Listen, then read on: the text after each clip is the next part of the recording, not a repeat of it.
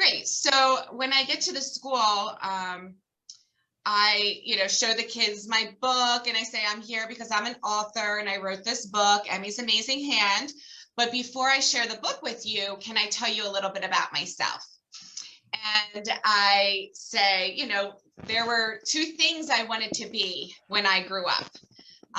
The first thing I wanted to be was a teacher. I always wanted to be a teacher. I loved teaching. I loved teaching my stuffed animals and my little brothers. I always wanted to be a teacher. The second thing I wanted to be when I was a little girl was a mommy. I knew more than anything in the world, I wanted to be a mother.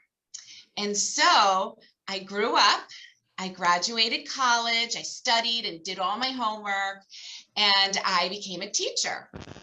And also, eventually I got married, and before you knew it, I was having my first baby. And I went to the hospital to have my baby, and I had my baby, and the doctor said it's and 9 times out of 10, they're always say, girl, because they see my book. And I say, and they're all the kids are shouting, girl, boy, girl. And I say, the doctor said it's a boy. And everybody starts laughing. And I talk about how this little boy was really unique. He had red hair. He was really big. He weighed almost 10 pounds. And the little kids show me their 10 fingers. He was really loud. He cried really loud. He was really unique. He was different than any other baby born that day. And then I say, well, a few years later, I was going to have another baby. This time I went to the hospital. I had my baby, and the doctor said it's and again, the kids all start shouting, girl, boy, girl. And I say, boy. And there's all kinds of shouts of enthusiasm. And I say, that's right. My second baby was a boy. And you know what? He was really unique. He was different than his brother, even though they had some similarities being boys. He was really small. He only weighed 7 pounds. He had blonde hair, and he was really quiet. He was unique. He was different than all the other babies born that day. Well, guess what? A few years later, I was going to have another baby. I went to the hospital. I had my baby, and this time the doctor said it's and they all start shouting, and finally I say, a girl, and everybody cheers. All the girls are so happy to hear we finally have a girl. And of course I say, and it turns out this little baby was really unique. She was different than her brothers because she was a girl. She had some similarities. She had red hair like her big brother, but she was really quiet like her little brother. But there was something extra special, unique about this little baby. And that is she was missing fingers on her hand. And she was born that way. And she was different than all the other babies born that day. And this is something that makes her unique. And I talk about how, although I was so happy and thrilled to have a little baby girl, there was a part of me that was a little scared as her mommy. I was worried. How was she going to tie her shoe?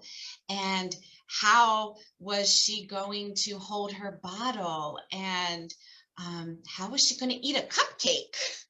All of these things worried me as her mom. But as she began to grow, I began to see that she could do everything that all other babies could do. She could do everything that her big brothers could do.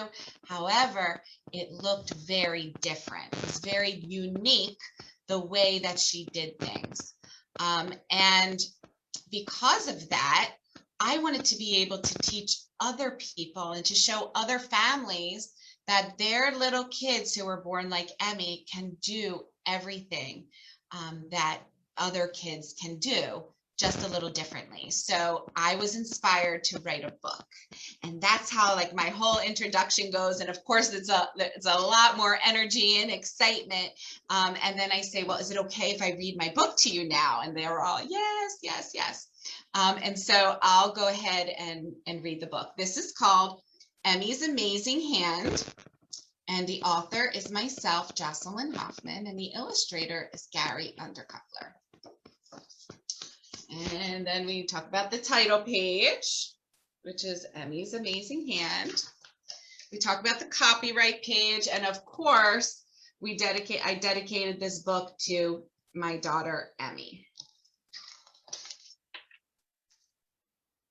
And here's the first page. Emmy's hand is not like your hand, but Emmy's hand can do amazing things. And then I talk a little bit about how her hand is very unique. It's different. She doesn't have fingers. There's no bones in the hands. She has half a bone in her index and half a bone in her thumb. Emmy's hand can pick up cereal.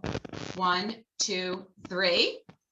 And I asked the kids to show me, how do you eat snacks? How do you pick up Cheerios? Do you pick them up one by one? I know I have a teenage boy who likes to throw his popcorn in the air and catch it in his mouth. You show me how you do it. And everybody mimics how they do it. Maybe you need a mommy to help you do it. So all of the kids show me how they do these things in the book. And then I encourage them with each page to show me how you do it. Emmy's hand can pull a zipper. Zip. And the kids all show me how they pull zippers on their backpacks or their jackets. And we talk about how Emmy has to pinch real hard using her 2 nubs. Emmy's hand can play the guitar. Plink, plink, plink. And I'll have all the kids pretend they're in a rock musicians, and they all start playing air guitar. Emmy's hand can pull a wrapper off a cupcake. And the kids all pretend to pull the wrapper off a cupcake. Emmy's hand can hold a fork. Yum, yum, yum. And of course, the kids all pretend to use their forks. Emmy's hand can turn pages in a book. See? And we all pretend to turn pages in a book. Emmy's hand can hold her own bottle. Slurp, slurp, slurp. And we pretend that we have water bottles in our hands and we try to drink them up. Emmy's hand can draw a picture. Pretty. Emmy's hand can hold the railing. Be careful. And we all pretend we're going up the stairs very carefully, holding on to the railing. Emmy's hand can throw a ball. Catch! And they all pretend to throw a ball. And I always pretend that they're throwing balls at me. And I say, not so hard, not so hard. And it makes a lot of giggles. Emmy's hand can brush teeth. Swish, swish, swish. And we all pretend we brush our teeth. And we throw in a gentle reminder that we should do that twice a day. Emmy's hand can hold another. Aww. And before COVID, I would ask them all, hold your friend's hand next to you. So we're going to have to change that a little bit when I can start getting back into schools. Emmy's hand can button her coat. Snap, snap, snap. And the kids all pretend to button their coats. Emmy's hand can pull up her own pants. Big girl. And we all grab our pants. We pull them up the best we can. And we talk about how Emmy's hand does hers a little differently because she doesn't have a double grasp. And then finally, we say Emmy's hand can even pick her nose. Yuck. And I always tell the kids, no, don't do that. Don't do that. Don't do that. And they all start laughing. Emmy's hand is not like your hand, but Emmy's hand can do the most amazing things. And this last page is pictures of her doing many of the things in this book and some other things. There's a picture of her where she actually took off her seatbelt one day when we were driving on 95, which is a very busy road in Philadelphia, and I had to pull over to get her to put her seatbelt back on. So we kind of laugh a little bit about how I was so worried that she couldn't do things. She's actually doing things I don't want her to do, like taking off her car seat or picking her nose. She does all these things that I don't want her to do. So there was no reason for me to worry. And then the last page is about the author. And then we get to the end. And so then what we do, we talk about the book a little bit. We kind of have some laughs about it. And then I take a few minutes to talk about sometimes kids who have limb differences, which I think I forgot to mention. I do have this discussion about limb different, like what that word means. And we talk about, kids that have limb differences. Sometimes they do need help with things. They do need something called a prosthetic. And we talk about how a prosthetic is a tool that people with limb differences need to accomplish a task. And I say, I'm thinking of a tool that we all use when it's raining outside. Sometimes you and I, if we want to go outside and have fun in the rain, there's a tool that we use. And I say, are you thinking what I'm thinking? And I pull out from my little box my umbrella. And I say, my umbrella is my tool. When I go outside in the rain, I use my umbrella. But when I come home, do I need my umbrella anymore? No, I don't. So I take my umbrella off and I put it away. And then I just, reiterate that it's a tool. And then I actually have a whole suitcase filled with prosthetics that Shriners had gave to me so that I can go and do these presentations. I have just a couple here to show you. This one, is a hand, and I talk about the little boy that this hand came from and what he used it for and how it's used. And I actually I call someone up to come and demonstrate how to use it, and they just make a fist and stick it in, and we're able to actually use it. And so that's like a really great part of the presentation. And then I have, just for today, I have this leg, and we talk about the amazing technology that's out there to help kids with limb differences. And this little girl, she liked Paw Patrol. So she was able to choose the design that she wanted. She was even able to choose the color metal that she wanted. And it's wonderful that they're able to match all skin tones now. So we talk about, technology and how cool that is.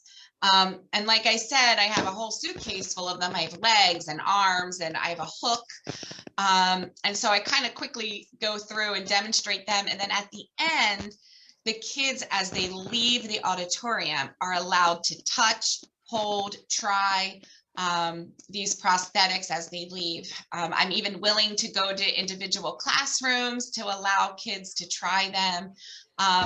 But the idea is that it takes the curiosity away that we were talking about earlier. So when they see somebody with a prosthetic, they don't sit and stare. It's something that they felt, they've touched, they know what it is. So they might glance and move on. That's my desire in doing that I'm hoping that kids will just become familiar.